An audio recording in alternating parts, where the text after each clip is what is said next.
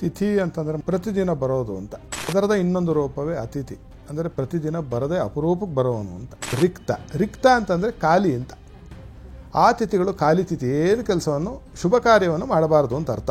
ಸುಡತಕ್ಕಂತಹ ಕೆಲಸಗಳು ಏನೇನಿದೆಯೋ, ಪಾಪ ಪ್ರಕ್ಷಾಳನೆ, ಪ್ರಾಯಶ್ಚಿತ್ತ ಇತ್ಯಾದಿಗಳನ್ನು ಪ್ರತಿಪತ್ತು ದಿವಸ ಮಾಡಬಹುದು. ಮದುವೆಯ ವಿಚಾರಕ್ಕೆ, ದಾಂಪತ್ಯದ ವಿಚಾರಕ್ಕೆ, ಮಕ್ಕಳ ವಿಚಾರಕ್ಕೆ, ಮಕ್ಕಳ ಅಭಿವೃದ್ಧಿಯ ವಿಚಾರಕ್ಕೆ, ಮತ್ತು ಯಾರಿಗಾದರೂ ಇಬ್ಬರಿಗೆ ಸ್ವಲ್ಪ ಮನಸ್ತಾಪ ಇದ್ದರೆ ಅವರ ಪುನಸ್ಸಂಧಾನಕ್ಕೆ ಅತ್ಯಂತ ಶ್ರೇಯೋದಾಯಕವಾದ ದಿವಸ. ವಿಘ್ನ ನಿವಾರಣೆಗೆ ಮಾತ್ರ ಬಳಸಬೇಕು ಚತುರ್ಥಿ ದಿವಸ. ವಿಶೇಷವಾಗಿ ಚರ್ಮ ರೋಗಗಳಿಗೆ ಉಪಚಾರವನ್ನು ಪಂಚಮಿ ದಿವಸ ಪ್ರಾರಂಭ ಮಾಡಿದರೆ, ಮತ್ತು ಮಕ್ಕಳು ಬೇಕು ಅಂತ ಇಂಗಿತಜ್ಞತೆ ಇರತಕ್ಕಂಥವರು ಪಂಚಮಿ ದಿವಸ ಅವರಿಗೆ ಬಹಳ ಶ್ರೇಷ್ಠ.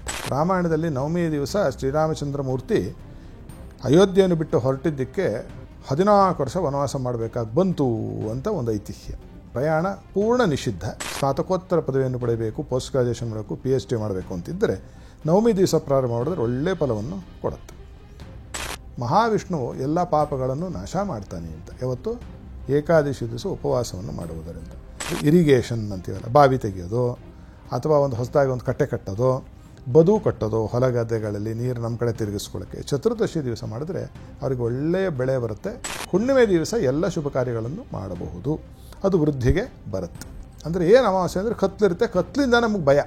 ಬೆಳಗಿನೊತ್ತು ಏನಾಗಿದೆ, ಏನೂ ತೊಂದರೆ ಇಲ್ಲವಲ್ಲ, ಅದು ಕೆಟ್ಟ ತಿಥಿ ಅಂತ ಏನು ಹೇಳಲಿಕ್ಕೆ ಬರಲ್ಲ. ಆದರೆ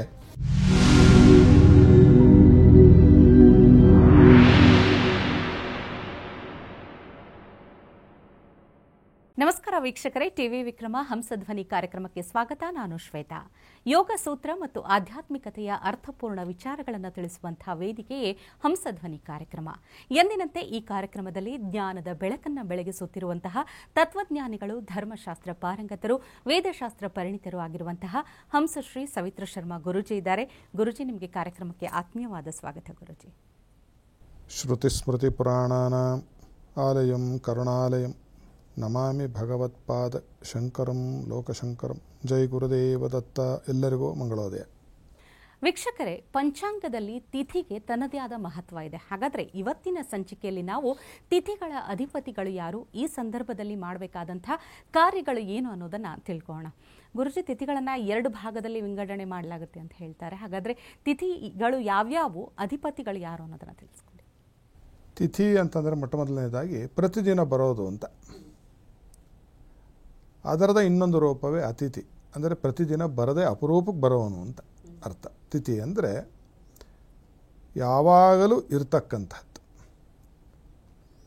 ಈ ತಿಥಿಗಳಲ್ಲಿ ಮುಖ್ಯವಾಗಿ ಶುಕ್ಲ ಪಕ್ಷದಲ್ಲಿ 15 ಮತ್ತು ಕೃಷ್ಣ ಪಕ್ಷದಲ್ಲಿ 15 ಇರುತ್ತೆ. ಅದನ್ನು ಶುಕ್ಲ ಅಥವಾ ಬಹುಳ ಅಂತ ಕೂಡ ಹೇಳ್ತಾರೆ. ಕೃಷ್ಣ ಪಕ್ಷ ಬಹುಳ ಪಕ್ಷ ಅಂತ ಕೂಡ ಹೇಳ್ತಾರೆ. ಆಂಗ್ಲ ಭಾಷೆಯಲ್ಲಿ waxing phase and waning phase ಅಂತ ಹೇಳ್ತಾರೆ ಶುಕ್ಲ ಪಕ್ಷಕ್ಕೆ ಮತ್ತು ಕೃಷ್ಣ ಪಕ್ಷಕ್ಕೆ. ಪ್ರತಿಪತ್ತು, ದ್ವಿತೀಯ, ತೃತೀಯ, ಚತುರ್ಥಿ, ಪಂಚಮಿ, ಷಷ್ಠಿ, ಸಪ್ತಮಿ, ಅಷ್ಟಮಿ, ನವಮಿ, ದಶಮಿ, ಏಕಾದಶಿ, ದ್ವಾದಶಿ, ತ್ರಯೋದಶಿ, ಚತುರ್ದಶಿ, ಪೂರ್ಣಿಮಾ ಅಂದರೆ ಹುಣ್ಣಿಮೆ ಅಥವಾ ಅಮಾವಾಸ್ಯ ಅಂತ ಹೇಳಿ ಇದು ವಿಂಗಡಣೆ. ಈ ತಿಥಿಗಳಲ್ಲಿ ಮೂಲಭೂತವಾಗಿ 5 ಭಾಗ ಮಾಡಿದ್ದಾರೆ ಇದನ್ನು, ತಿಥಿಗಳನ್ನು.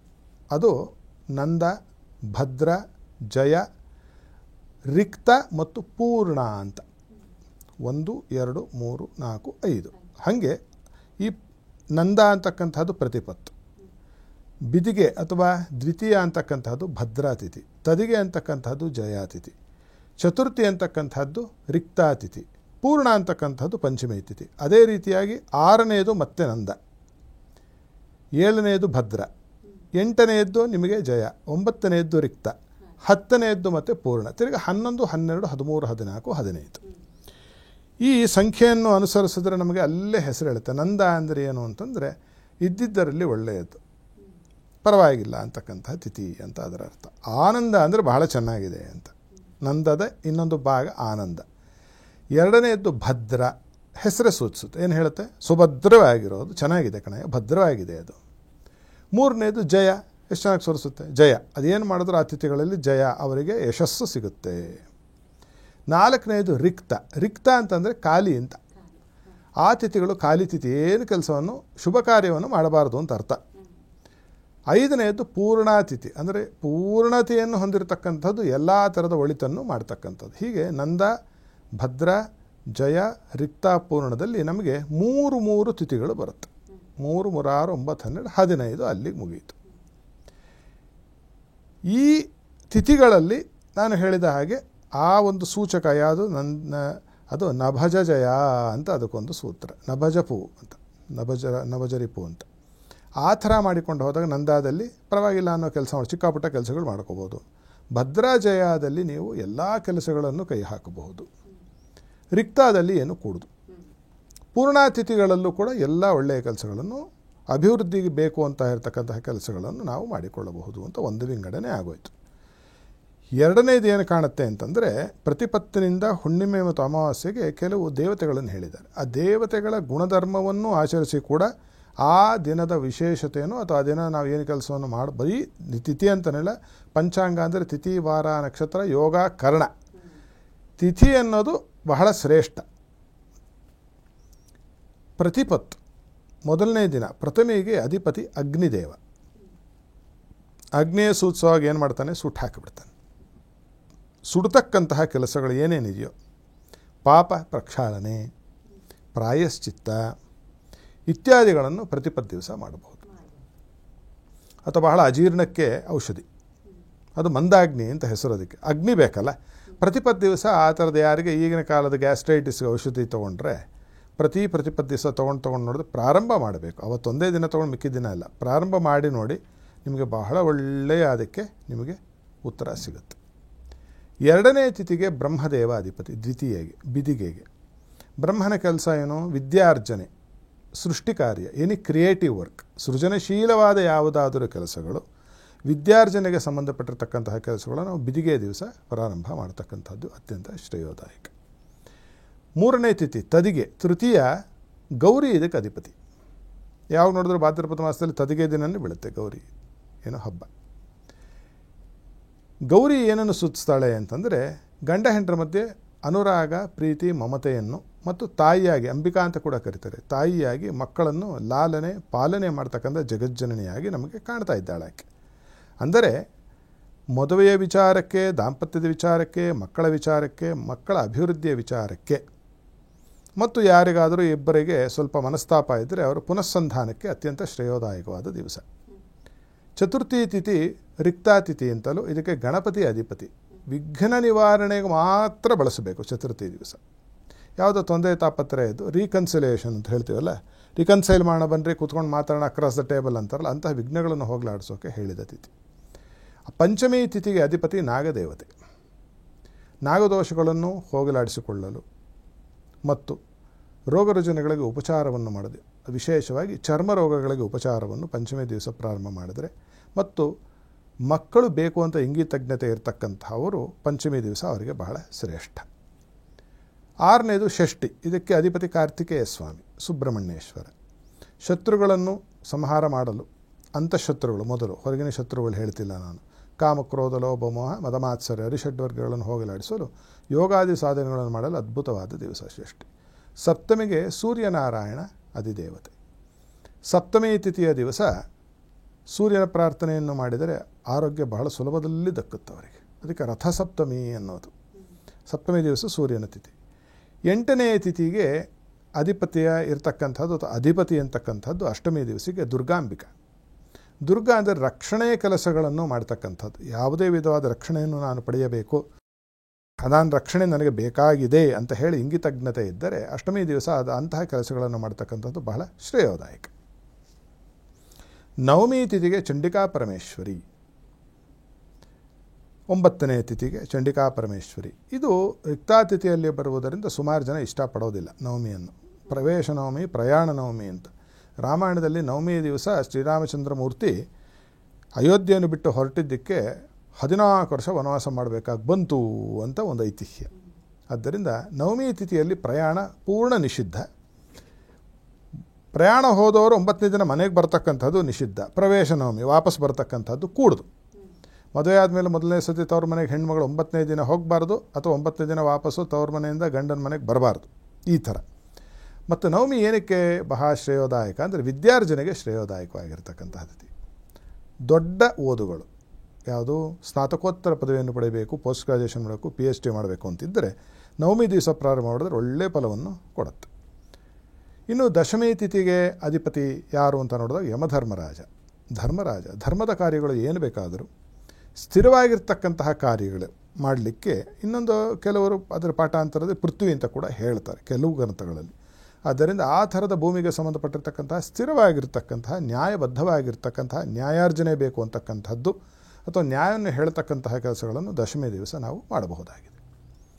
ಏಕಾದಶಿ ತಿಥಿ 11ನೇ ತಿಥಿಗೆ ಅಧಿದೇವತೆ ವಿಶ್ವೇ ದೇವರು, ಅಂದರೆ ಪಿತೃಗಳ ಜೊತೆಯಲ್ಲಿ ಇರ್ತಾರೆ ಇವರು ಅಂತ ಒಂದು ಐತಿಹ್ಯ ಇದೆ. ಬೇರೆ ಬೇರೆ ಥರ ವಿಶ್ವದೇವರು ಇರ್ತಾರೆ. ಧನರುಚಿ ಅಂತ ಹೇಳ್ತೀವಿ, ಪುರೂರ ಆರ್ದ್ರವ ಅಂತೀವಿ. ಒಂದೊಂದು ಶ್ರಾದ್ದ ಮಾಡಬೇಕಾದ್ರೆ ಬಳಸ್ತಾರೆ ಇದನ್ನೆಲ್ಲವೂ ಕೂಡ. ಪಿತೃಗಳನ್ನು ಕರೆದುಕೊಂಡು ಬರೋರು ಕರೆದುಕೊಂಡು ಹೋಗೋರು ಅವರೇ ಅಂತ. ಆದ್ದರಿಂದ ಏಕಾದಶಿ ದಿವಸ ಉಪವಾಸಾದಿಗಳನ್ನು ಮಾಡ್ತಕ್ಕಂಥದ್ದು ವಿಶ್ವೇದೇವರಿಗೆ ಪ್ರೀತಿ ಆಯಿತು ಅಂದರೆ ಪಿತೃಗಳಿಗೂ ತೃಪ್ತಿ ಆಗುತ್ತೆ ಅಂತ.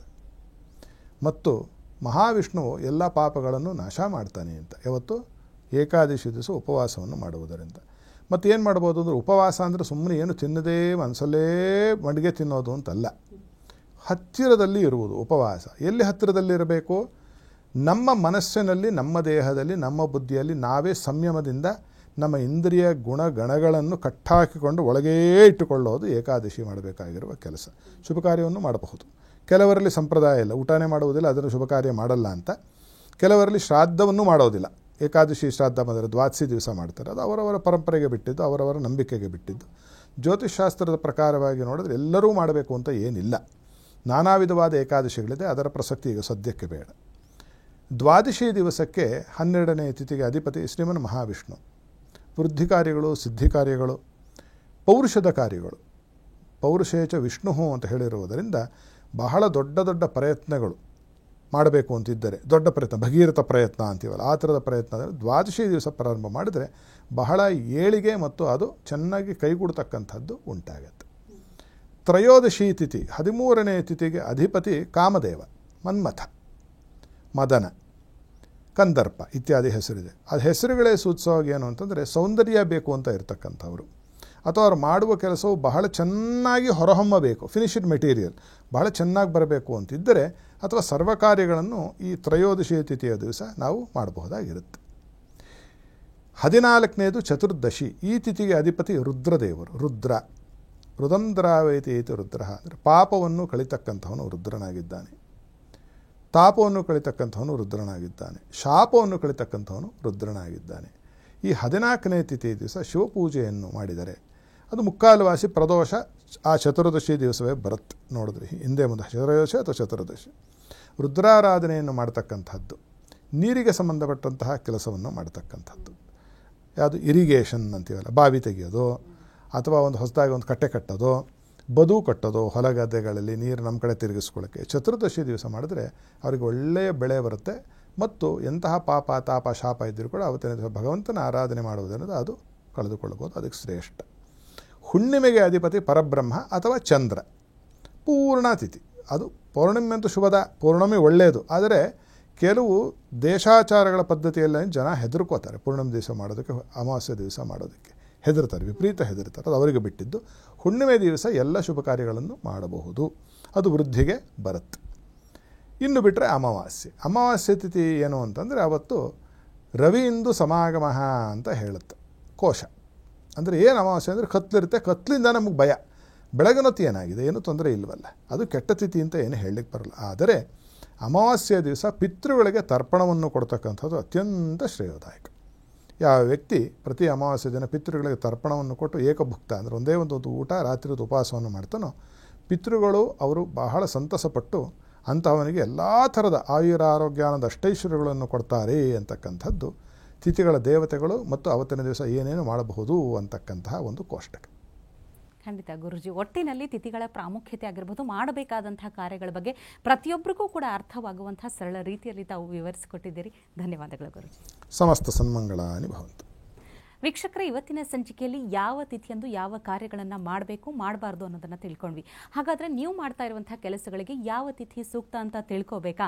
ನಮ್ಮ ಸ್ಕ್ರೀನ್ ಮೇಲೆ ಇರುವಂತಹ ನಂಬರನ್ನು ಕಾಂಟ್ಯಾಕ್ಟ್ ಮಾಡಿ ಗುರುಜಿಗಳನ್ನು ನೇರವಾಗಿ ಭೇಟಿಯಾಗಿ ನಿಮ್ಮ ಪ್ರಶ್ನೆಗಳಿಗೆ ಉತ್ತರವನ್ನು ಕಂಡುಕೊಳ್ಳಬಹುದು. ಮುಂದಿನ ಸಂಚಿಕೆಯಲ್ಲಿ ಮತ್ತೊಂದು ವಿಷಯದೊಂದಿಗೆ ಭೇಟಿಯಾಗೋಣ. ನಮಸ್ಕಾರ. ಟಿವಿ ವಿಕ್ರಮ, ದೇಶ ನಿಮ್ಮ ಕೈಯಲ್ಲಿ. ಈ ಕಾರ್ಯಕ್ರಮ ನಿಮಗೆ ಇಷ್ಟ ಆಗಿದ್ದಲ್ಲಿ ಲೈಕ್, ಶೇರ್ ಹಾಗೂ ಕಮೆಂಟ್ ಮಾಡಿ. ಟಿವಿ ವಿಕ್ರಮದ ಕಾರ್ಯಕ್ರಮಗಳನ್ನು ನಿರಂತರವಾಗಿ ವೀಕ್ಷಿಸಲು ಸಬ್ಸ್ಕ್ರೈಬ್ ಮಾಡಿ, ಬೆಲ್ ಐಕನ್ ಒತ್ತಿ.